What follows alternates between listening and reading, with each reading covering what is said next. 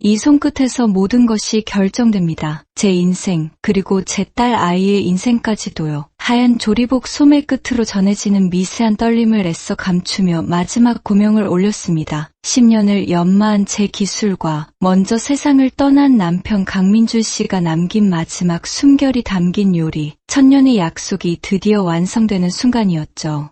오칠한 검은 목반 위에 정갈하게 담긴 9가지 색의 구절판은 마치 한 폭의 그림 같았습니다. 심사위원들의 감탄하는 소리가 희미하게 들려왔습니다. 하지만 제 시선은 한 곳에 고정되어 있었습니다. 심사위원석 바로 뒤 서늘한 눈빛으로 저를 꿰뚫어보듯 앉아있는 한 여자. 제 시누이이자 남편의 누나인 강민희 전무였습니다. 그녀는 한식 글로벌의 실질적인 후계자였고 오늘 이 자리엔 특별 심사위원 자격으로 와 있었죠. 민준 씨가 살아있을 때도 저를 집안의 수치처럼 여겼던 사람. 그녀의 입가에 걸린 희미한 미소는 승리를 확신하는 자의 여유가 아니었습니다. 그건 모든 것을 파괴하기 직전의 잔인한 예고편과도 같았죠. 제 이름이 호명되었습니다. 참가번호 7번 한세연. 저는 천천히 요리를 들고 심사위원들 앞으로 나아갔습니다. 이 요리는 단순한 음식이 아닙니다. 저희 집안 대대로 내려오는 비법 소스와 돌아가신 제 남편 강민주 씨의 아이디어가 결합된 결정체입니다.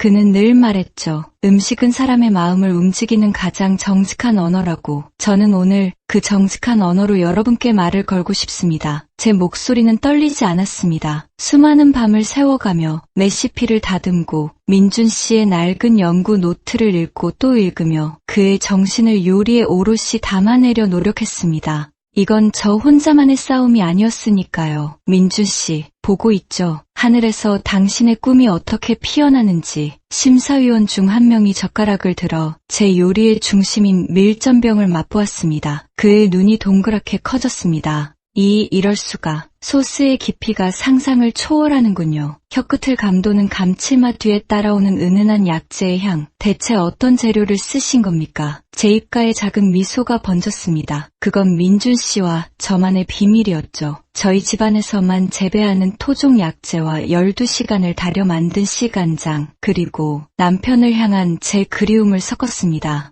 마지막 말은 마음속으로만 삼켰습니다. 그때였습니다. 강민희 전무가 자리에서 일어났습니다. 쨍하고 차가운 목소리가 장내에 울려 퍼졌습니다. 잠시만요. 이 요리, 표절입니다. 모든 사람들의 시선이 그녀에게로 향했습니다. 장내가 순간 얼어붙었습니다. 저는 무슨 말을 하는 건지 이해할 수 없었습니다. 표절이라니요. 무슨 근거로 그런 말씀을. 강민희 전무는 저를 차갑게 비웃으며 단상 위로 올라왔습니다. 그녀는 마치 준비라도 한 듯 오래된 책 한 권을 꺼내 들었습니다. 이 책은 저희 강씨 집안의 종가에서 수백 년간 내려온 비법서 미미식경입니다. 그리고 이 책의 마지막 장에는 방금 한세연 씨가 선보인 천년의 약속의 원형이 되는 요리법이 고스란히 적혀 있죠. 그녀가 펼쳐 보인 누렇게 바랜 책에는 정말로 제 요리와 흡사한 그림과 설명이 적혀 있었습니다. 그럴 리가 없어요. 이건 민준 씨가 남긴 레시피란 말입니다. 저희 집안의 비법서를 죽은 내 동생의 이름까지 팔아가며 훔치려 하다니 정말 후안무치하시군요. 사람들의 수군거림이 비수처럼 날아와 박혔습니다. 아니에요. 사실이 아닙니다. 제 외침은 웅성거림에 묻혀버렸습니다. 강민희 전무는 결정타를 날렸습니다. 한세연 씨는 저희 집안 사람이 아닙니다. 제 동생 민준이와 잠시 부적절한 관계를 맺었을 뿐 저희 집안의 며느리로 인정한 적이 단 한 번도 없습니다. 그런 사람이 어떻게 저희 집안의 비법을 알 수 있었겠습니까? 훔친 것이 아니라면 말이죠. 머릿속이 하얘졌습니다. 부적절한 관계라니. 저희는 혼인신고까지 마친 정식 부부였습니다. 단지 아버님인 강태환 회장님의 완강한 반대 때문에 그 사실을 숨겨왔을 뿐인데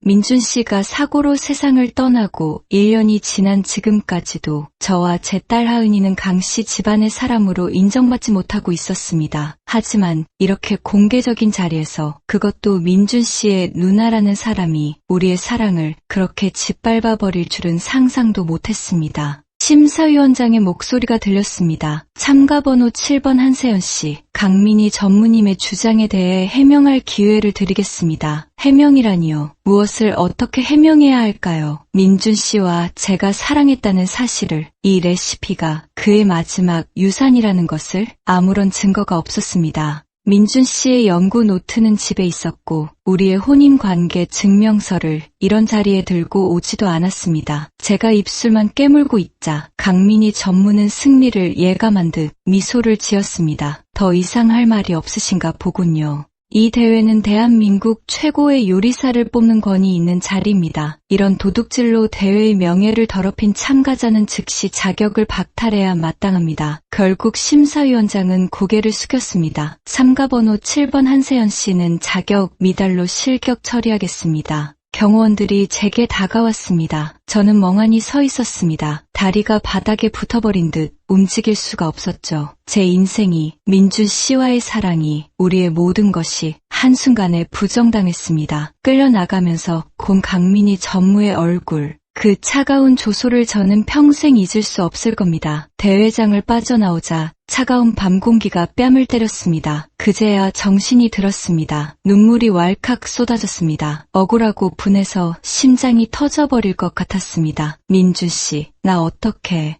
우리 하은이는, 저는 길바닥에 주저앉아 한참을 울었습니다. 집에 돌아오니 7살 난 제 딸 하은이가 저를 기다리고 있었습니다. 엄마, 텔레비전에서 엄마 나오는 거 봤어. 근데 왜 울어? 상 못 받았어. 아이의 순진한 얼굴을 보니 가슴이 더 미어졌습니다. 아니야, 엄마 상 받았어. 너무 기뻐서 우는 거야. 저는 하은이를 끌어안고 거짓말을 했습니다. 그날 밤 저는 잠들 수 없었습니다. 강민희 전무의 말이 계속 귓가에 맴돌았습니다. 부적절한 관계, 도둑질, 그녀는 왜 나에게 이런 짓을 한 걸까요? 단순히 저를 미워하는 감정 때문만은 아닐 겁니다. 분명 다른 이유가 있을 터였습니다. 저는 자리에서 일어나 민준 씨의 유품이 담긴 상자를 열었습니다. 그가 늘 손에서 놓지 않던 낡은 가죽 가방, 그 안에 답이 있을지도 모른다는 생각이 들었습니다. 가방 안에는 그가 쓰던 만년필과 수첩, 그리고 여러 권의 연구 노트가 들어있었습니다. 저는 밤을 새워 그의 노트를 한 장 한 장 넘겨보았습니다. 거기엔 그가 개발한 수많은 레시피와 함께 알아보기 힘든 암호 같은 기호들이 잔뜩 적혀 있었습니다. 그리고 마지막 노트, 그가 사고를 당하기 바로 전날까지 썼던 것으로 보이는 페이지에서 저는 이상한 문장을 발견했습니다. 미미식경의 진실, M이 모든 것을 조작하고 있다. 그녀를 막아야 한다. M이라면 민희, 강민희 전무를 뜻하는 것이 분명했습니다. 미미식경의 진실이라니 그녀가 대회장에서 보여줬던 그 낡은 책을 말하는 걸까요? 심장이 미친 듯이 뛰기 시작했습니다. 이것은 단순한 레시피 표절 사건이 아니었습니다. 그 뒤에는 제가 상상하지도 못했던 거대한 음모가 숨겨져 있었습니다.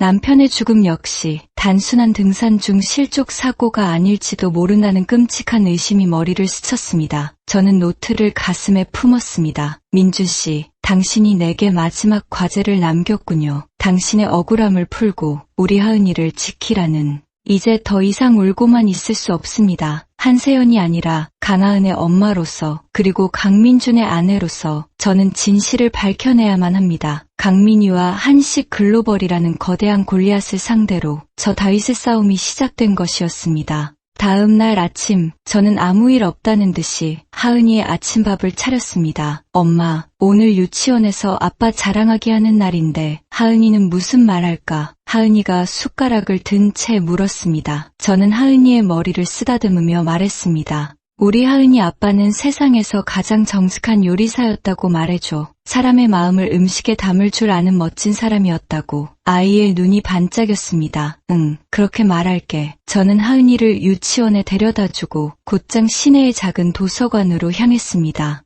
미미식경, 그 책에 대해 알아봐야 했습니다. 하지만 아무리 검색해봐도 그런 이름의 고서는 존재하지 않았습니다. 강민희가 꾸며낸 가짜 책일 가능성이 높았습니다. 그렇다면 그녀는 어떻게 그렇게 정교한 가짜를 만들어 낼 수 있었을까요? 저는 방향을 틀었습니다. 한식 글로벌에 대해 그리고 강민희 전무에 대해 더 깊이 파고들기 시작했습니다. 그녀는 업계에서 얼음 마녀로 불릴 만큼 냉혹하고 철두철미한 인물이었습니다. 최근 몇 년간 그녀가 주도한 프로젝트들은 연이어 성공을 거두며 회사를 크게 성장시켰죠. 하지만 그 이면에는 수많은 루머가 따라다녔습니다. 경쟁사의 핵심 기술을 빼돌렸다거나 납품업체를 쥐어짜서 부당이익을 챙겼다는 식의 이야기들이었습니다. 저는 민준 씨의 노트에 적힌 암호들을 다시 살펴보기 시작했습니다. 암호라기보다는 특정 날짜와 금액, 그리고 영문 이니셜이 뒤섞인 메모에 가까웠습니다. 이것들이 강민희의 비리를 입증할 증거일지도 모릅니다. 하지만 해독하기가 쉽지 않았습니다. 그때 노트 한 구석에 작게 적힌 이름 하나가 눈에 들어왔습니다. 정인호 실장, 민준 씨와 함께 신메뉴 개발팀에서 일했던 사람이었습니다. 민준 씨가 가장 믿고 따랐던 부하 직원이기도 했죠. 민준 씨가 죽고 나서 얼마 안 돼 그도 회사를 그만뒀다고 들었습니다. 그라면 무언가 알고 있을지도 모릅니다. 수소문 끝에 저는 정인호 씨가 작은 개인 식당을 운영하고 있다는 사실을 알아냈습니다. 저는 무작정 그의 가게를 찾아갔습니다. 허름한 골목 끝에 위치한 작은 한식당. 문을 열고 들어서자 익숙한 된장찌개 냄새가 코끝을 스쳤습니다. 주방에서 앞치마를 두른 남자가 나왔습니다. 정인호 씨였습니다. 몇 년 새 훌쩍 늙어버린 얼굴이었습니다. 저를 보더니 그는 깜짝 놀라 손에 들고 있던 행주를 떨어뜨렸습니다. 재수 씨, 어떻게? 저는 그의 앞에 민준 씨의 노트를 펼쳐 보였습니다. 실장님, 민준 씨가 남긴 마지막 기록이에요. 여기에 적힌 암호들 혹시 뭔지 아시겠어요? 정인호 씨의 얼굴이 새하얗게 질렸습니다. 그는 가게의 문을 닫고 저를 안쪽 자리로 이끌었습니다. 그의 손은 미세하게 떨리고 있었습니다. 재수 씨, 이건 아주 위험한 물건입니다. 민준 씨가 이걸 재수 씨에게 남겼다니. 그는 한숨을 깊게 내쉬며 말을 이었습니다. 이건 강민희 전무의 비자금 장부입니다. 저는 숨을 삼켰습니다. 역시 제 예상이 맞았습니다. 민준 씨는 누나의 비리를 파헤치고 있었던 겁니다. 정인호 씨의 설명은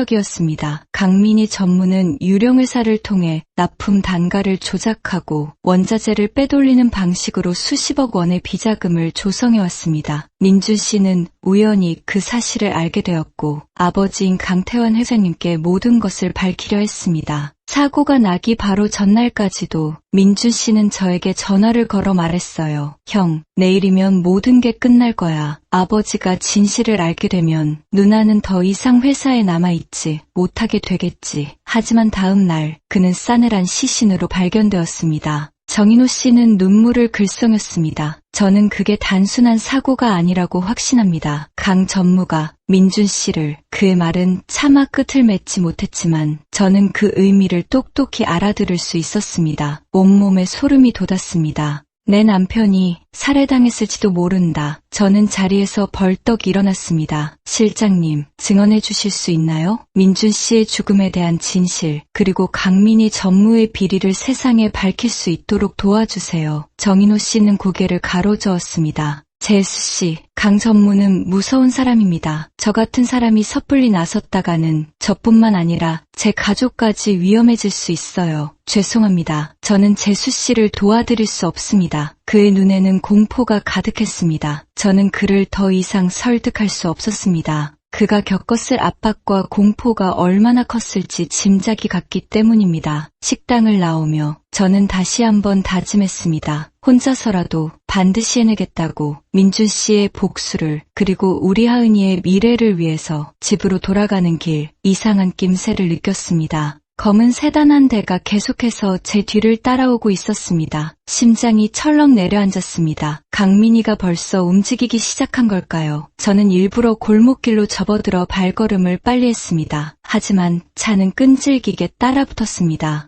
막다른 골목에 다다랐을 때 차에서 건장한 남자 2명이 내렸습니다. 그들의 눈빛은 위협적이었습니다. 당신 한세연 씨 맞지? 순순히 따라와 주셔야겠어. 강 전무님께서 보자고 하신다. 저는 뒷걸음질 쳤습니다. 싫어요. 가지 않겠어요. 남자들이 제게 다가오는 순간 저는 가지고 있던 소금통을 그들의 얼굴에 뿌리고 미친 듯이 달리기 시작했습니다. 뒤에서 욕설이 들려왔지만 돌아볼 여유가 없었습니다. 심장이 터질 것처럼 뛰었습니다. 겨우 큰 길로 빠져나와 택시를 잡아탔습니다. 집에 도착해서도 심장의 두근거림은 멈추지 않았습니다. 문을 걸어 잠그고 창문 커튼을 모두 친 후에야 겨우 안도의 한숨을 내쉴 수 있었습니다. 하은이가 제 품에 안기며 물었습니다. 엄마, 왜 그래? 어디 아파? 저는 아이를 꼭 껴안았습니다. 괜찮아, 하은아. 엄마는 괜찮아. 우리 딸만 있으면 엄마는 세상에서 제일 강해질 수 있어. 그날 밤 저는 결심했습니다. 더 이상 숨거나 피하지 않겠다고. 정면으로 부딪혀야 했습니다. 저는 강태환 회장을 만나야겠다고 마음먹었습니다. 시아버님, 그분이라면 아들의 죽음에 얽힌 진실을 외면하지 않으실 거라 믿고 싶었습니다. 비록 저를 며느리로 인정하지 않으셨지만 민준 씨를 향한 그의 사랑은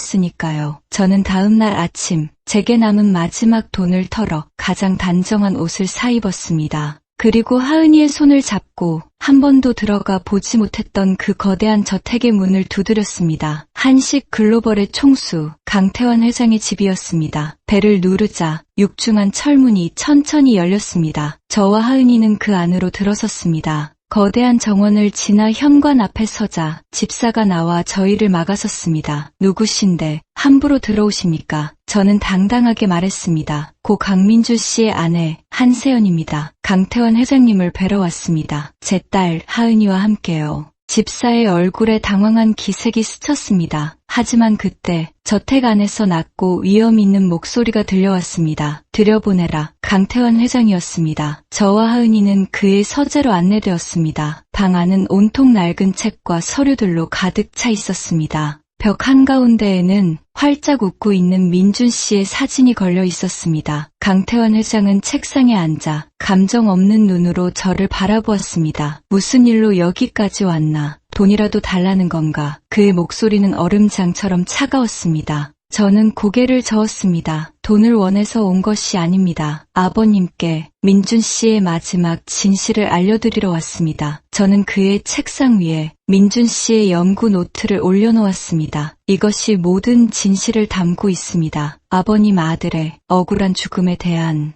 강태환 회장의 시선이 제 얼굴과 딸 아이 하은이의 얼굴, 그리고 그가 끔찍이도 아꼈던 아들 민준 씨의 사진을 번갈아 오갔습니다. 그의 표정에서는 어떤 감정도 읽을 수 없었죠. 그저 깊이를 알 수 없는 차가운 연못 같았습니다. 억울한 죽음이라 그 말에 대한 책임을 질 수 있겠나. 저는 조금도 물러서지 않고 그의 눈을 마주 보았습니다. 네, 아버님. 만약 이 노트의 내용이 거짓이라면 저는 어떤 처벌이라도 달게 받겠습니다. 하지만 사실이라면 민준 씨의 명예를 되찾아 주십시오. 그리고 제 딸 하은이가 더 이상 죄인의 자식처럼 숨어 살지 않게 해 주십시오. 강 회장은 노트를 집어들었지만 펼쳐보지는 않았습니다. 대신 그의 시선은 제 옆에 꼭 붙어 서서 불안한 듯 제 옷자락만 만지작거리는 하은이에게로 향했습니다. 7살 평생 처음 만나는 할아버지의 위압적인 모습에 아이는 잔뜩 겁을 먹은 상태였죠. 이름이 하은이라고 했던가. 네, 강하은입니다. 아버님 손녀딸입니다. 제 말에 그의 눈썹이 미세하게 꿈틀거렸습니다. 그는 자리에서 일어나 육중한 몸을 이끌고 하은이 앞으로 다가왔습니다. 하은이는 저도 모르게 제 등 뒤로 숨어버렸습니다. 강 회장은 그런 아이의 앞에서 허리를 숙였습니다. 그의 무릎에서 뼈가 삐걱거리는 소리가 들리는 듯했습니다. 평생 누구에게도 숙여본 적 없을 사람이었습니다. 하은아, 이 할아비 얼굴을 한번 보거라. 그의 목소리는 여전히 무뚝뚝했지만 아까와는 다른 미세한 떨림이 섞여 있었습니다. 하은이가 제 등 뒤에서 빼꼼히 고개를 내밀었습니다. 아이의 까만 눈동자와 강 회장의 닳고 다른 눈동자가 허공에서 마주쳤습니다. 그 순간 강 회장의 온몸이 그대로 굳어버리는 것을 보았습니다. 하은이의 눈, 코, 굳게 담은 인매까지. 그건 누가 뭐래도 어린 시절의 민준 씨, 바로 그의 아들이었습니다. 할아버지, 왜 우리 아빠는 사진 속에만 있어요? 하은이가 물었습니다. 아이의 순수한 질문은 그 어떤 비수보다도 날카롭게 그의 심장을 꿰뚫었을 겁니다. 아빠가 너무 보고 싶은데 강 회장은 아무 대답도 하지 못했습니다. 그는 그저 아이의 얼굴을, 제 아들의 흔적을 바라볼 뿐이었습니다. 한참의 침묵이 흐른 뒤 그는 몸을 일으켜 다시 책상으로 돌아갔습니다. 노트는 여기 두고 너희는 돌아가거라. 이 일은 내가 직접 확인해 보겠다. 그게 전부였습니다. 어떤 약속도 위로의 말도 없었죠. 하지만 저는 알 수 있었습니다. 그의 철옹성 같던 마음에 아주 작은 균열이 생겼다는 것을요. 저와 하은이는 쫓겨나듯 저택을 빠져나왔습니다. 엄마, 할아버지는 무서운 사람이야. 하은이가 제 손을 잡으며 말했습니다. 저는 아이의 눈높이에 맞춰 몸을 낮췄습니다. 아니야, 할아버지는 그냥 표현이 서툰 분이야. 아빠를 너무 많이 사랑해서 마음이 아파서 그러시는 걸 거야. 제 스스로에게 하는 다짐이기도 했습니다. 그렇게 믿어야만 했습니다. 그가 제 마지막 희망이었으니까요. 하지만 강민희의 반격은 제 예상보다 훨씬 빠르고 잔인했습니다. 바로 다음 날부터였죠. 제가 겨우 운영하던 작은 골목 식당에 시청 위생과 직원들이 셔터를 올리기도 전에 들이닥쳤습니다. 유통기한이 지난 식자재를 사용한다는 익명의 신고가 여러 건 접수되었다면서요. 물론 사실이 아니었습니다. 저는 매일 새벽 시장에서 가장 신선한 재료만을 골라왔고 그날 팔지 못한 음식은 모두 이웃의 독거노인들께 나눠드렸습니다. 하지만 그들은 막무가내였습니다. 냉장고 구석에서 그들이 발견해낸 것은 제가 집에서 쓰려고 가져다 둔 날짜가 하루 지난 우유 하나였습니다. 그걸 빌미로 가게는 영업정지한 달 처분을 받았습니다. 하늘이 무너지는 것 같았죠. 식당은 제 유일한 생계수단이었습니다. 그걸 잃으면 하은이와 저는 당장 길거리에 나앉아야 할 판이었습니다. 이게 끝이 아니었습니다.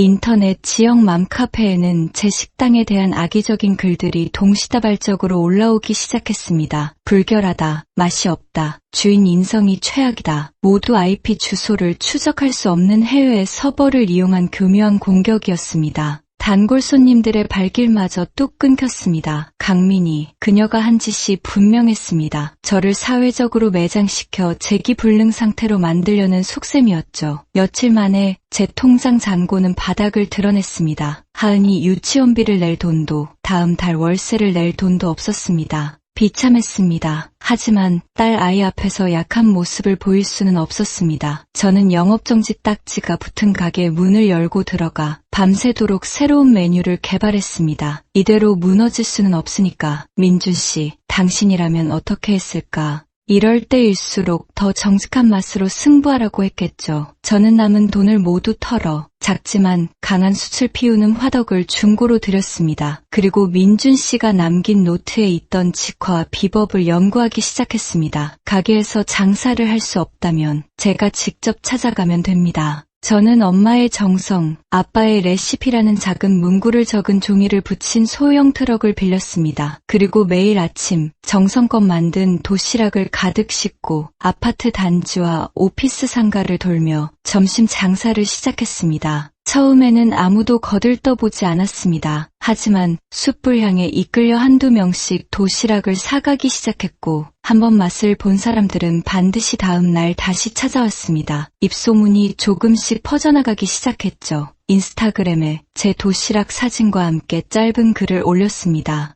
남편이 남긴 마지막 레시피로 만듭니다. 제 아이에게 먹인다는 마음으로 가장 정직하게 만듭니다. 특정인의 이름은 거론하지 않았습니다. 그저 제 진심만을 담담히 써 내려갔습니다. 그러던 어느 날 점심 장사를 마치고 돌아온 가게 앞에 한 남자가 서 있었습니다. 정인호 실장이었습니다. 그는 수척해진 얼굴로 제게 봉투 하나를 내밀었습니다. 재수씨, 이걸로는 부족하겠지만 보태 쓰십시오. 봉투 안에는 꽤 두툼한 현금 뭉치가 들어있었습니다. 저는 봉투를 그에게 돌려주었습니다. 마음만 감사히 받겠습니다. 하지만 이 돈은 받을 수 없어요. 저는 돈이 아니라 진실을 밝힐 용기가 필요합니다. 실장님께서 저와 함께 싸워주시겠다는 그 용기요. 정인호 씨는 괴로운 얼굴로 고개를 숙였습니다. 죄송합니다, 재수씨. 저는 아직 그의 어깨가 파르르 떨리고 있었습니다. 그때 가게 안에서 하은이가 달려나왔습니다. 아저씨, 안녕하세요. 우리 엄마 도시락 드시러 오셨어요? 세상에서 제일 맛있는데. 아이의 해맑은 모습에 정인호 씨의 눈시울이 부러졌습니다. 그는 아무 말 없이 도망치듯 자리를 떠났습니다.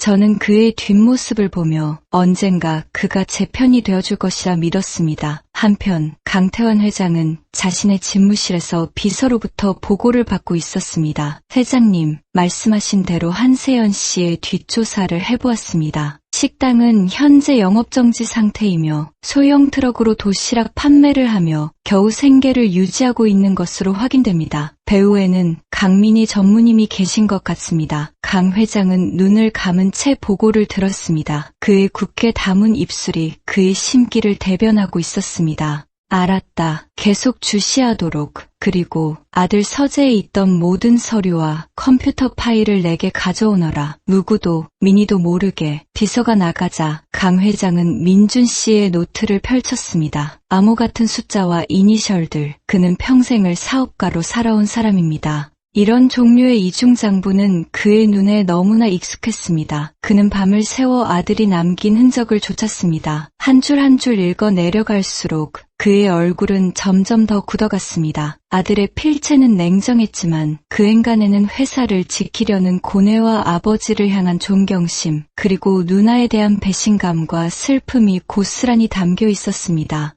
아버지가 평생을 바쳐 이룬 회사를 애미 좀먹고 있다. 더 늦기 전에 막아야 한다. 아들의 마지막 절규가 그의 귓가에 울리는 듯했습니다. 그는 비서를 시켜 아들의 사고 기록을 다시 검토하게 했습니다. 단순 실족사, 목격자도 특별한 외상도 없었기에 그렇게 종결된 사건이었습니다. 하지만 강 회장은 사고 당일 아들과 마지막으로 통화했던 것을 떠올렸습니다. 아버지, 내일 드릴 말씀이 있습니다. 회사에 아주 중요한 일입니다. 그게 아들의 마지막 목소리였습니다. 그 중요한 일이란 바로 누나의 비리를 고발하는 것이었을 터. 그런데 바로 다음 날 아들은 싸늘한 시신으로 돌아왔습니다. 세상에 이렇게 공교로운 우연이 있을까? 의심의 씨앗은 걷잡을 수 없이 자라나 거대한 나무가 되어 그의 마음을 뒤덮었습니다. 며칠 뒤 저는 평소처럼 도시락 트럭을 몰고 여의도의 한 대형 빌딩 앞에 자리를 잡았습니다. 그때 검은색 고급 세단 한 대가 트럭 앞에 멈춰섰습니다. 차에서 내린 사람은 강 회장의 비서였습니다. 그는 제게 다가와 정중하게 고개를 숙였습니다. 한세연님, 회장님께서 주문하신 도시락입니다. 저는 깜짝 놀랐습니다. 회장님께서요? 비서는 말없이 두툼한 봉투를 제게 건넸습니다. 그리고 도시락 10개를 받아 들고 차에 올랐습니다. 봉투 안에는 도시락 값이라고는 믿기지 않을 정도의 큰 금액이 들어있었습니다. 저는 그 돈을 따로 빼두었습니다. 이건 제가 받을 돈이 아니니까요. 그날 오후 비서에게서 다시 전화가 걸려왔습니다. 회장님께서 내일도 같은 장소에서 기다리시겠답니다. 다음 날도 그 다음 날도 강 회장은 매일같이 비서를 통해 제 도시락을 10개씩 사갔습니다. 그리고 며칠이 지났을까? 그날은 비가 추적추적 내리는 궂은 날이었습니다. 장사가 잘 되지 않아 일찍 접고 돌아가려던 참이었습니다. 익숙한 검은 세단이 멈춰섰고 이번에는 비서가 아닌 강태환 회장이 직접 차에서 내렸습니다. 그는 우산도 쓰지 않은 채 빗속을 걸어 제 트럭 앞으로 다가왔습니다. 아버님, 여긴 어쩐 일로? 그는 제 손에 들린 마지막 도시락 하나를 말없이 가져갔습니다. 그리고는 차에 타지 않고 그 자리에 서서 도시락 뚜껑을 열었습니다.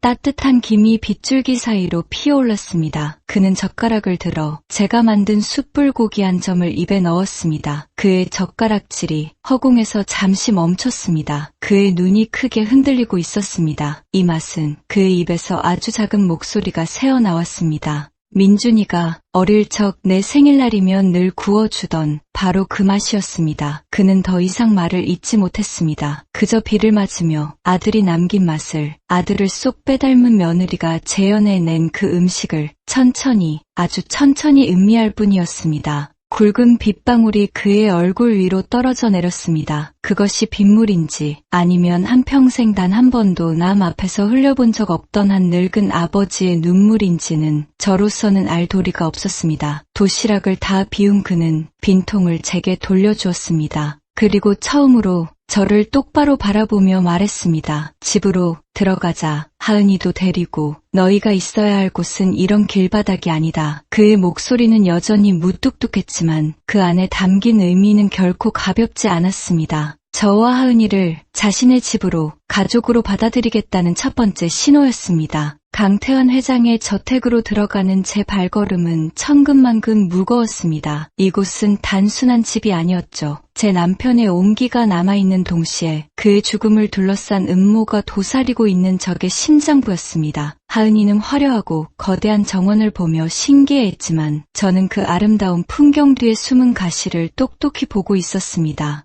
아니나 다를까 현관문을 열고 들어서자마자 싸늘한 냉기가 온몸을 감쌌습니다. 거실 한가운데 팔짱을 낀 채 저희를 기다리고 있던 강민희 전무의 눈빛은 살기마저 띄고 있었죠. 아버지, 지금 이게 무슨 쇼예요? 어디서 근본도 모르는 것들을 집안에 들이다니. 회장님의 체면이 있지. 그녀의 목소리는 뱀처럼 차갑고 매끄러웠습니다. 하은이가 겁을 먹고 제 등 뒤로 바짝 붙었습니다. 저는 아이를 감싸 안으며 조금도 흔들리지 않는 목소리로 대답했습니다. 근본도 모르는 것들이라뇨. 민준 씨의 아내와 딸입니다. 아주버님, 이제부터는 이 집에서 살 겁니다. 제 말에 강민희는 코웃음을 쳤습니다. 내가 감히 어디다 대고 아주버님이야. 이 집 문턱을 넘을 수 있을 것 같아. 너 같은 냄새나는 잡초는 뿌리째 뽑아서 불쏘시개로 던져버려야 하는데.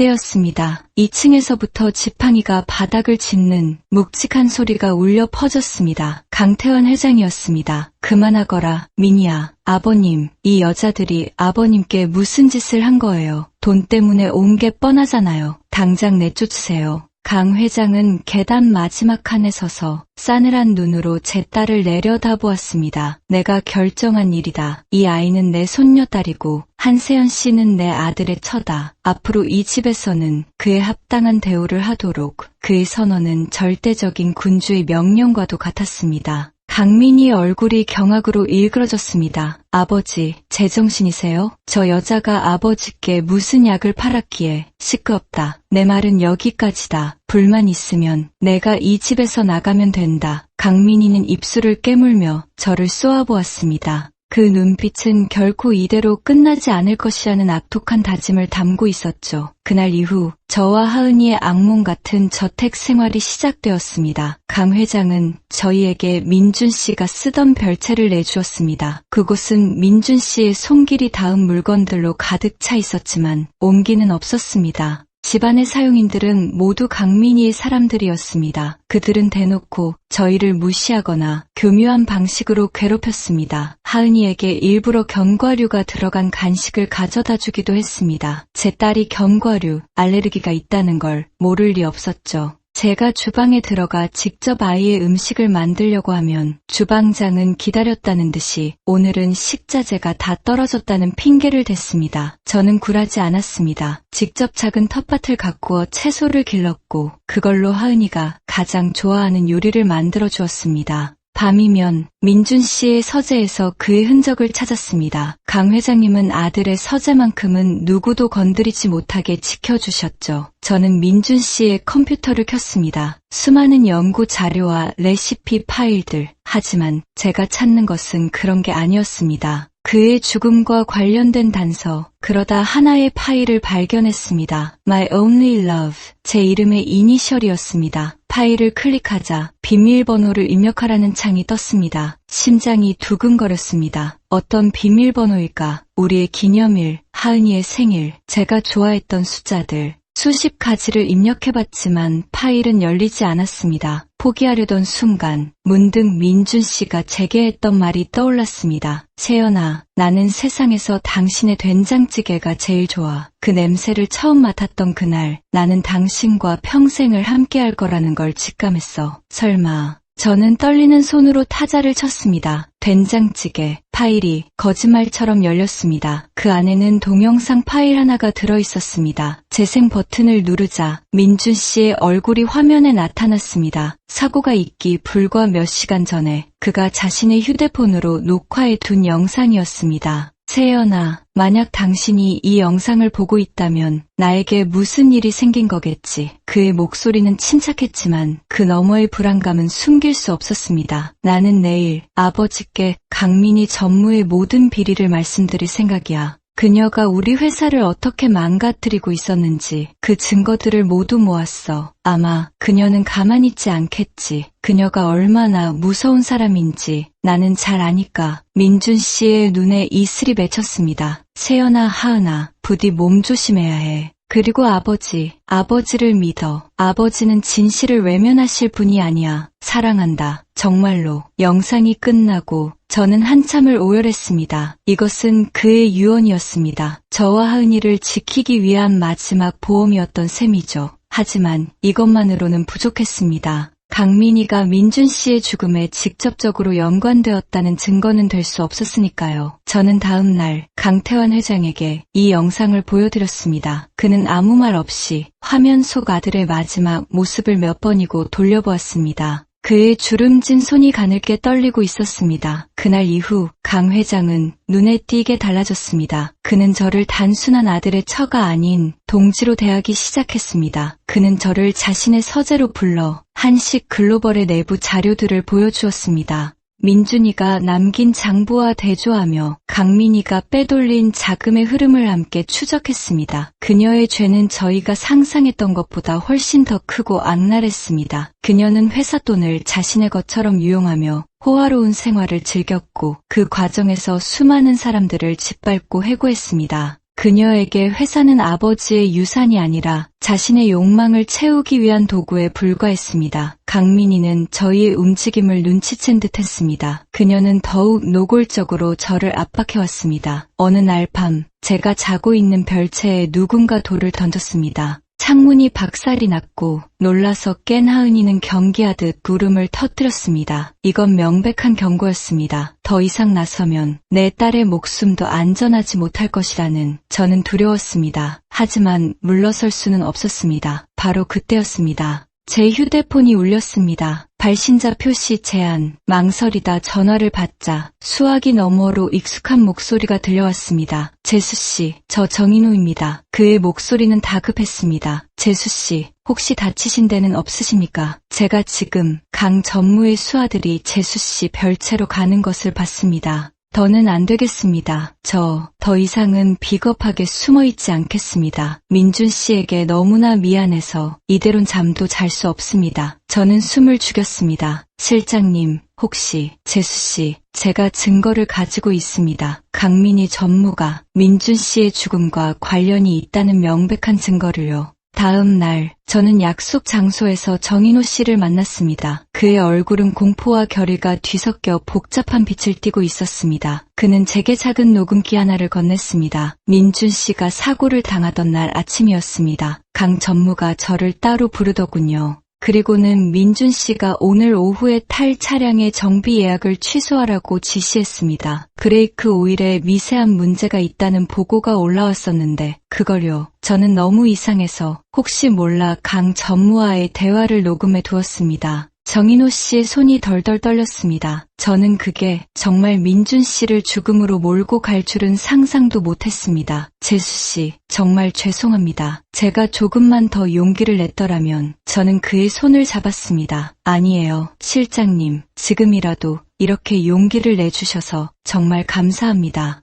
이 녹음 파일이라면 모든 것을 바로잡을 수 있을 겁니다. 집으로 돌아오는 길, 제 심장은 희망으로 부풀어 올랐습니다. 드디어 길고 어두운 터널의 끝이 보이기 시작했습니다. 저는 곧장 강 회장님의 서재로 달려갔습니다. 아버님, 결정적인 증거를 찾았습니다. 제가 녹음 파일을 재생하자 서재 안의 공기는 얼음처럼 차갑게 얼어붙었습니다. 녹음기에서는 강민희의 목소리가 흘러나왔습니다. 정 실장, 오늘 강민준 부장차 브레이크 정비 예약 잡혀있지. 그거 당장 취소해. 시끄럽고 그냥 내가 시키는 대로 해. 무슨 일 생기면 내가 다 책임질 테니까. 쿵. 강태환 회장이 손에 들고 있던 찻잔을 떨어뜨렸습니다. 그의 얼굴은 하얗게 질려 있었습니다. 믿을 수 없다는 표정이었습니다. 자신의 딸이 아들을 죽음으로 내몰았다는 끔찍한 진실. 그의 눈에서 난생 처음 보는 뜨거운 눈물이 흘러내렸습니다. 그는 괴로운 듯 자신의 가슴을 움켜쥐었습니다. 민준아, 내 아들아. 늙은 아버지는 한참 동안 아들의 이름만 부르며 울부짖었습니다. 그 모습은 한 기업의 총수가 아니라 자식을 잃은 평범하고 나약한 아버지의 모습 그대로였습니다. 그의 울음이 잦아들었을 때 그는 자리에서 일어났습니다. 그의 눈빛은 더 이상 슬픔이 아닌 차가운 분노로 이글거리고 있었습니다. 그는 책상 위에 전화기를 들었습니다. 김 비서, 지금 당장 전 임원과 주요 주주들을 모두 소집하게.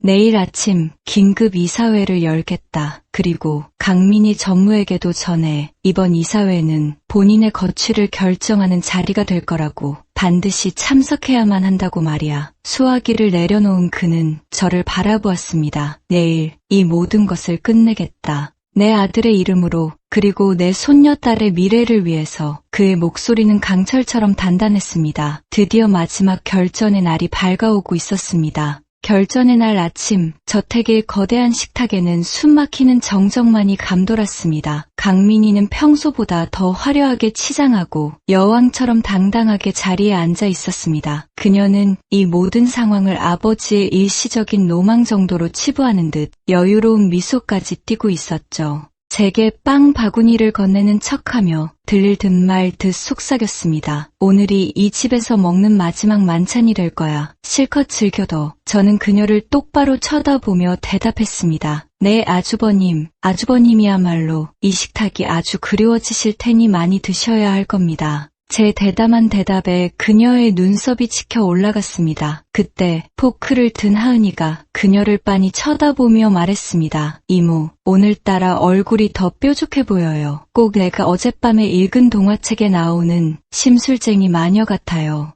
아이의 순진한 한마디에 강민희의 얼굴이 시뻘겋게 달아올랐습니다. 어른들 말씀하시는데 어디서 버릇없이 닥치지 못해 그녀가 하은이에게 삿대질을 하던 그 순간이었습니다. 조용히 식사를 하던 강태환 회장이 냅킨으로 입가를 닫고 자리에서 일어났습니다. 그의 눈은 그 어떤 감정도 담고 있지 않아 오히려 더 무서웠습니다. 그만 아이에게 손끝 하나라도 댔다간 내 손목을 부러뜨려 버릴 줄 알 거라. 가자. 지옥으로 향하는 길에 더 이상 시간을 낭비할 수는 없으니. 한식 글로벌 본사 30층 대회의실은 회사의 모든 권력이 모인 자리였습니다. 주요 주주들과 이사진들이 모두 모여 긴장된 얼굴로 회의의 시작을 기다리고 있었죠. 강민희는 마치 개선장군처럼 당당하게 회의실로 들어섰습니다. 몇몇 이사들은 그녀에게 아첨하는 인사를 건넸습니다. 강 회장이 자리에 앉자 회의실의 모든 소음이 거짓말처럼 멎었습니다. 그는 서두를 꺼내지 않았습니다. 대신 회의실 전면에 설치된 대형 스크린을 가리켰습니다. 오늘 이 자리는 지난 1년간 우리에게 있었던 슬픔과 그 슬픔 뒤에 가려져 있던 추악한 진실에 대해 이야기하기 위해 마련되었습니다. 스크린에 민준 씨의 얼굴이 나타났습니다. 그가 죽기 직전 남겼던 마지막 영상 메시지. 세연아, 만약 당신이 이 영상을 보고 있다면. 민준 씨의 목소리가 회의실에 울려 퍼지자 장내는 술렁이기 시작했습니다. 강민희의 얼굴에서 처음으로 여유가 사라졌습니다. 아버지, 이게 다 무슨, 저 여자가 꾸며낸. 하지만 강 회장은 그녀의 말을 가차없이 잘랐습니다. 조용히 해라. 아직 내가 발언할 차례가 아니다. 영상이 끝나자 강 회장은 두 번째 자료를 화면에 띄웠습니다. 그것은 민준 씨가 남긴 비자금 장부와 강민희가 세운 유령회사의 자금 흐름을 분석한 회계 자료였습니다. 지난 5년간 강민희 전무가 횡령한 회사 돈은 자그마치 500억 원에 달했습니다. 이사들의 입에서 경악의 탄성이 터져 나왔습니다. 강민희의 얼굴은 이제 하얗게 질려 있었습니다. 거짓말이에요. 모함입니다. 저건 다 조작된. 그녀가 미친 사람처럼 소리쳤습니다. 저는 저런 사실이 없습니다. 저건 다 저 여자 한세연이 제 자리를 뺏기 위해 꾸민 짓이라고요. 몇몇 이사들이 동요하는 눈빛을 보였습니다. 그녀의 권력에 줄을 섰던 이들이었죠. 바로 그때였습니다. 강 회장은 마지막 카드를 꺼내 들었습니다. 조작이라고. 그렇다면 내 목소리도 조작된 것이더냐. 그는 품 안에서 작은 녹음기를 꺼내 버튼을 눌렀습니다. 회의실 안은 쩌렁쩌렁한 스피커를 통해 그날의 대화가 생생하게 울려 퍼졌습니다. 정 실장, 오늘 강민준 부장차 브레이크 정비 예약 잡혀있지. 그거 당장 취소해. 그리고 이어지는 강민희의 차가운 목소리. 무슨 일 생기면 내가 다 책임질 테니까. 모든 것이 멈췄습니다. 회의실 안의 시간도, 공기도, 모든 사람들의 숨소리까지도요. 모든 시선이 단 한 사람, 강민희에게로 향했습니다. 그녀의 얼굴은 더 이상 하얗지가 않았습니다. 핏기가 완전히 가셔 회색에 가까웠죠. 그녀의 입술이 파르르 떨렸습니다. 아니야. 저건 합성이야. 내가 그런 말을 했을 리가 없어. 그녀가 발악하듯 소리치는 순간 회의실 문이 열리고 정인호 실장이 들어왔습니다. 그의 뒤에는 변호사도 함께였습니다. 합성입니까? 강 전무님, 그렇다면 제가 가진 원본 파일과 이메일 증거는 뭐라고 설명하시겠습니까? 정 실장의 등장은 강민희에게 내리꽂힌 마지막 비수였습니다. 그는 이 사진 앞에 서서 그동안 강민희에게 당했던 협박과 민준 씨가 죽던 날의 정황을 모두 증언했습니다. 강민희는 완전히 무너졌습니다. 그녀는 이성을 잃고 제게 달려들었습니다. 너 때문이야. 이 더러운 잡초 같은 년. 내가 나타나서 모든 걸 망쳤어. 하지만 그녀의 손이 제게 닿기도 전에 보안 요원들에게 제지당했습니다. 강 회장은 자리에서 일어나 얼음보다 차가운 목소리로 선언했습니다. 본 의장은 긴급 안건으로 강민희 전무의 모든 직위 해임과 이사직 박탈을 발의합니다. 이해 있습니까? 아무도 이의를 제기하지 않았습니다. 아니, 못했습니다. 찬성하시는 분은 거수해 주십시오. 강 회장을 시작으로 모든 이사들의 손이 하나둘씩 올라갔습니다. 단 한 사람, 강민희를 제외하고요. 가결되었습니다. 이 시간부로 강민희 씨는 한식 글로벌의 그 누구도 아닙니다. 또한 본인은 이 모든 증거 자료를 즉시 검찰에 제출할 것입니다. 살인 교사 및 횡령, 배임 혐의로 말입니다. 강민희는 자신의 귀를 의심했습니다. 아버지, 저한테 어떻게 이러실 수 있어요. 제가 아버지 딸이잖아요. 그녀가 울부짖었습니다. 강 회장은 그녀에게서 등을 돌렸습니다. 내 아들은 너 같은 괴물이 아니라 강민준, 단 한 명뿐이었다. 보안 요원들의 손에 끌려나가며 강민희는 마지막까지 저를 향한 저주를 퍼부었습니다. 한세연, 내가 반드시 복수할 거야. 감옥에서 나와서라도 내 인생을 갈기갈기 찢어놓고 말겠어. 하지만 그 악에 바친 목소리는 육중한 회의실 문이 닫히면서 영원히 차단되었습니다. 길고 길었던 싸움이 드디어 끝이 났습니다. 그날 저녁 저택으로 돌아온 강 회장은 눈에 띄게 늙어 보였습니다. 그는 민준 씨의 사진 앞에서 한참을 서 있었습니다. 제가 조용히 그의 곁으로 다가가자 그가 처음으로 제게 고개를 숙였습니다. 미안하다. 내가 정말 미안하다.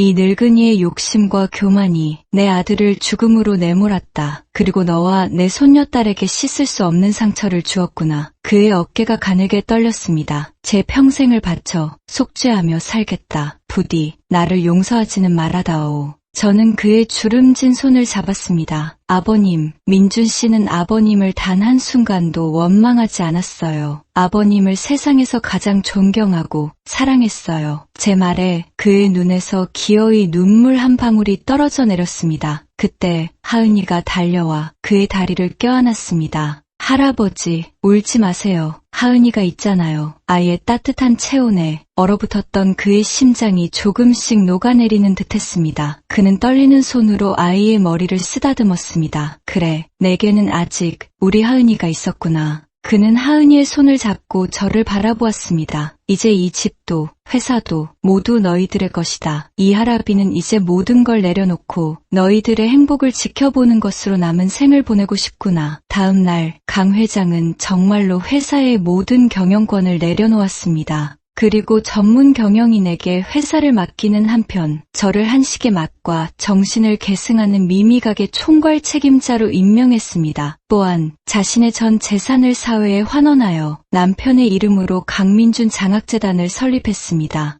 며칠 후 온 가족이 모였습니다. 거대하고 차가웠던 식탁이 아닌 온기가 가득한 주방에요. 앞치마를 두른 강 회장이 제게 어색하게 물었습니다. 세연아, 민준이가 좋아했던 그 된장찌개 말이다. 나에게도 가르쳐주지 않겠느냐. 저는 미소를 지으며 고개를 끄덕였습니다. 네, 아버님, 얼마든지요. 그날 저희 세 사람은 함께 된장찌개를 끓였습니다. 보글보글 끓어오르는 뚝배기 속에서 민준 씨가 그토록 지키고 싶어 했던 가족의 사랑도 함께 피어오르고 있었습니다. 잿더미 속에서 저희는 비로소 새로운 희망을 짓고 있었습니다. 이것이 끝이 아니라 진정한 시작이라는 것을 예감하면서요. 1년이라는 시간이 흘렀습니다. 계절이 매번 바뀌는 동안 저희 가족에게도 많은 변화가 찾아왔죠. 차갑고 텅 비어 있던 저택은 하은이의 웃음소리와 구수한 음식 냄새로 채워졌습니다. 아버님은 경영 일선에서 완전히 물러나 이제 제겐 평범하고 다정한 시아버지이자 하은이에게는 세상에 둘도 없는 할아버지가 되어주셨습니다.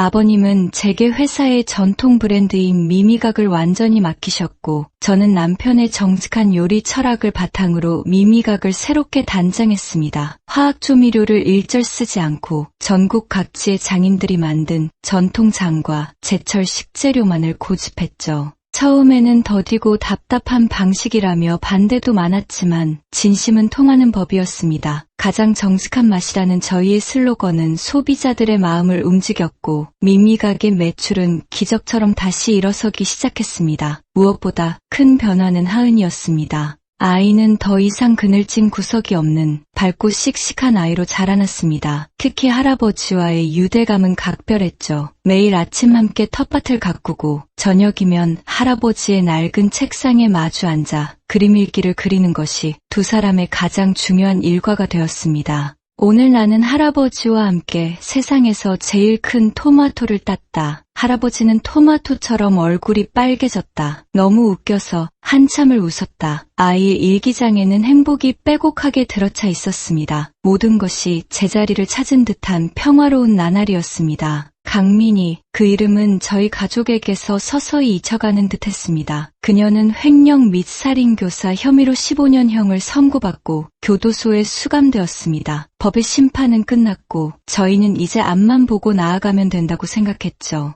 제가 어리석었습니다. 악마는 그리 쉽게 소멸하지 않는다는 사실을 잠시 잊고 있었던 겁니다. 그날은 미미각의 새로운 플래그십 레스토랑이 문을 여는 아주 중요한 날이었습니다. 남편의 이름을 딴 민중관이었죠. 오픈 기념행사에는 많은 기자들과 업계 관계자들이 참석했습니다. 아버님과 하은이도 가장 멋진 옷을 차려입고 와서 제게 축하를 건네었습니다. 엄마, 너무 멋져. 아빠가 하늘에서 보고 기뻐서 춤을 추고 있을 거야. 하은이의 말에 가슴이 뭉클해졌습니다. 제가 마이크를 잡고 감사 인사를 하려던 바로 그 순간이었습니다. 행사장 입구 쪽에서 소란이 일었습니다. 그리고 곧 모든 사람들의 눈이 그곳으로 향했죠. 저는 제 눈을 의심했습니다. 초라하고 남루한 행색, 깡마르고 날카로워진 얼굴, 하지만 증오로 이글거리는 그 눈빛만은 선명했습니다. 강민이었습니다. 그녀가 어떻게 여기에 교도소에 있어야 할 사람이 그녀는 모범수로 가석방되었다고 했습니다. 앙상한 몸으로 경호원들을 뿌리치며 그녀는 미친 사람처럼 제게 달려들었습니다. 한세연, 내년이 감히 내 아버지와 내 회사, 내 모든 걸 훔쳐가고도 이렇게 행복하게 웃고 있어. 용서 못해. 절대로. 행사장은 순식간에 아수라장이 되었습니다. 기자들의 카메라 플래시가 미친 듯이 터졌습니다. 아버님이 제 앞을 막아서며 소리쳤습니다. 이 미친놈, 여기가 어디라고 감히 나타나. 당장 끌어내. 하지만 강민희의 눈은 이미 다른 곳을 향하고 있었습니다. 아버님 등 뒤에 숨어 겁에 질린 채 떨고 있는 하은이, 그녀의 눈이 번뜩였습니다. 다음 순간 그녀는 하은이를 향해 몸을 날렸습니다. 하은아, 제 비명과 함께 아버님이 아이를 감싸 안았습니다. 강민희는 품속에서 무언가를 꺼내 들었습니다. 과일 가게에서 훔친 것으로 보이는 작지만 날카로운 과도였습니다. 모두 비켜. 안 비키면 이 아이, 내 조카부터 찌르고 나도 죽어버릴 테니까. 그녀는 하은이의 목에 칼을 들이댔습니다. 하은이는 숨도 쉬지 못한 채 파랗게 질려갔습니다. 아버님은 차마 움직이지 못하고 절망적인 얼굴로 제 딸의 이름을 불렀습니다. 안 돼. 제발. 하은이만은 세상이 멈춘 것 같았습니다. 모두가 얼어붙었고 시간의 흐름마저 끊긴 듯했습니다. 하지만 저는 움직였습니다. 제 딸에게 드리워진 죽음의 그림자 앞에서 두려움 따위는 사치였습니다. 강민희, 나를 봐. 아이는 놓아줘. 내가 원하는 건 나잖아. 내가 다 들어줄게. 제발. 제 목소리는 놀랍도록 침착했습니다. 강민희가 저를 보며 비웃었습니다. 이제 와서 무릎이라도 꿇게. 늦었어. 내가 가장 고통스러워하는 방법으로 복수해줄 거야. 내 눈앞에서 내 새끼의 숨통을 끊어놓는 거지. 그녀가 칼을 쥔 손에 힘을 주는 것이 보였습니다. 안 돼. 그 순간 제 머릿속에서는 단 하나의 생각만이 존재했습니다. 민준 씨, 나에게 힘을 줘. 우리 하은이를 지킬 수 있는 힘을. 저는 천천히, 아주 천천히 강민이에게 다가갔습니다. 더 이상 오면 이 아이 목을 그어버릴 거야. 아주버님, 한때나마 아주버님을 가족이라 생각했던 적이 있었습니다. 민준 씨의 누나니까요. 그래서 아주버님을 이해해보려 했습니다. 왜 그렇게까지 해야만 했는지. 하지만 이제 알겠습니다. 당신은 처음부터 괴물이었습니다. 사랑도, 가족도, 그 어떤 것도 담을 수 없는 텅 빈 껍데기. 당신이 잃어버린 건 회사가 아니에요. 돈도, 명예도 아니고요. 당신은 인간의 마음을 잃어버렸어요. 제 말에 그녀의 눈동자가 흔들렸습니다. 닥쳐. 내가 뭘 안다고. 지금 당신 모습을 보세요. 얼마나 비참하고 얼마나 텅 비어 보이나요. 당신 곁엔 아무도 없잖아요. 당신을 위해 울어줄 사람, 당신을 걱정해줄 사람, 단 한 명도 없잖아요. 그게 바로 당신이 받은 가장 큰 벌이에요. 강민이, 당신은 평생을 외롭게 살아가게 될 겁니다. 그 지독한 공허함 속에서요. 그녀의 손에서 힘이 아주 미세하게 풀리는 것을 느꼈습니다. 제가 그녀와 불과 한 걸음 정도의 거리에 다다랐을 때였습니다. 하은이가, 그 작은 아이가 떨리는 목소리로 말했습니다. 이모, 무서워요. 하지만 이모도 지금 아주 많이 아파 보여요. 아이의 순수한 한마디가 그녀의 마지막 남은 이성의 끈을 끊어버렸습니다. 강민이는 괴성을 지르며 칼을 휘둘렀습니다. 하지만 그 칼은 하은이에게 닿지 않았습니다. 제가 온몸으로 그 칼을 막아섰기 때문입니다. 팔뚝을 찢는 예리한 고통과 함께 뜨거운 피가 뿜어져 나왔습니다. 하지만 아프지 않았습니다. 제 품에 안긴 하은이가 무사하다는 안도감이 모든 고통을 잊게 했습니다.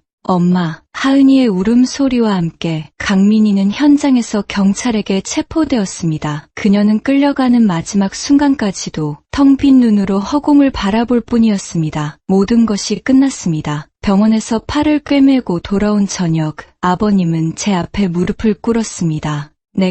내가 죄인이다. 이 모든 게 내 잘못이다. 저는 말없이 그를 일으켜 세웠습니다. 아니에요, 아버님. 이제 누구의 잘못도 아니에요. 저희는 그저 살아남은 겁니다. 그리고 앞으로도 살아갈 거고요. 더 강하게, 더 행복하게. 그날 이후 저희 가족은 더 단단해졌습니다. 제 팔에 남은 흉터는 상처가 아니라 제 딸을 지켜낸 훈장이 되었습니다. 몇 년 후 하은이는 훌쩍 자라 요리사를 꿈꾸는 고등학생이 되었습니다. 그리고 저는 미미각을 대한민국 최고의 한식 브랜드로 키워냈습니다. 가끔 저는 남편의 사진을 보며 말을 건넵니다. 보고 있죠. 민준 씨, 우리 아주 잘 해내고 있어요. 당신이 남긴 사랑과 정직함이라는 레시피 덕분에요. 진정한 가족이란 피로 맺어지는 것이 아닐지도 모릅니다. 함께 눈물을 흘리고 서로의 상처를 보듬어주고 절망의 끝에서 기꺼이 서로의 방패가 되어주는 것. 그렇게 함께 역사를 만들어 나가는 것이 진짜 가족이겠지요. 오늘 저녁도 저희 집 주방에서는 구수한 된장찌개가 끓고 있습니다. 할아버지와 손녀딸이 마주 앉아 오늘 하루 있었던 소소한 일들을 이야기하며 웃음꽃을 피웁니다. 그 모습을 바라보는 지금 저는 세상에서 가장 행복한 사람입니다. 고통과 배신이 핥히고 간잿더미 위에서도 사랑은 이토록 눈부신 희망의 싹을 틔워내니까요.